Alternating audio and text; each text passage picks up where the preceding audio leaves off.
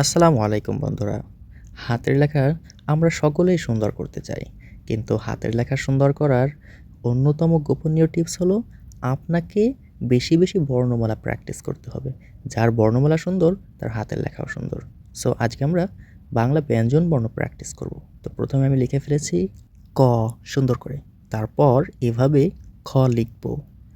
তারপর লিখব এইভাবে দাগ টেনে এইভাবে গ।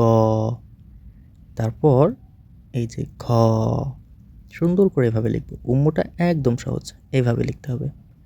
তারপর চ, ছটা চয়ের মতো ছোট, তারপর এইভাবে ছ।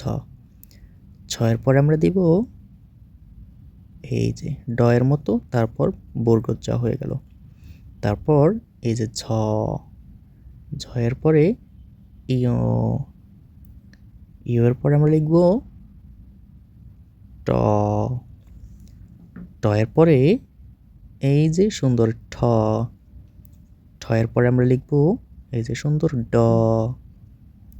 তারপর ঢ, ঢয়ের পর আমরা কি লিখব মূর্ধন্য সুন্দর করে। তারপর ত, আমার সাথে সুন্দর করে পড়ো, থ, দ, এই যে ধ সুন্দর করে। তারপর দন্তান্ন, দন্তান্নর পরে সুন্দর করে এভাবে প, কত সুন্দর। তারপর ফ, ফয়ের পরে কি হবে ব, সুন্দর ব। এই ব দিয়ে আপনি ক আরও কয়েকটা শব্দ বর্ণ লিখতে পারবেন। বয়ের পরে লিখেছি ভ, তারপর এই যে ম, ময়ের পরে অন্তর্জ, অন্তর্জয়ের পরে র, রয়ের পরে ল,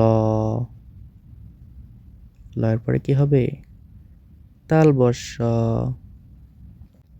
তালবস্যের পরে হবে পেট কাটা মধ্যাংশ। তারপর দন্ত স, এবার দুইয়ের মতো হ, সুন্দর হ। তারপর হচ্ছে ডয় শূন্য র, তারপর এই যে ঢ এবং শূন্য র, ঢয় শূন্য র।